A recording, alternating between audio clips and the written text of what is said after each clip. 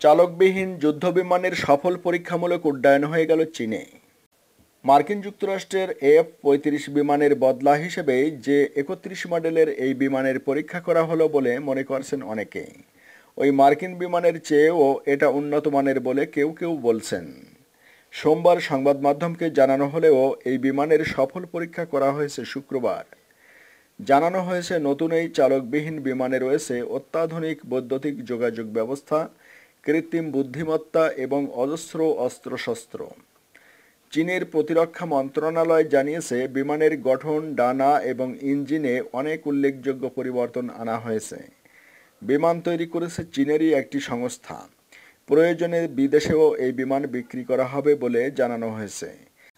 অতি উন্নত মানের এই যুদ্ধ বিমানের দাম পড়বে $474 কোটি।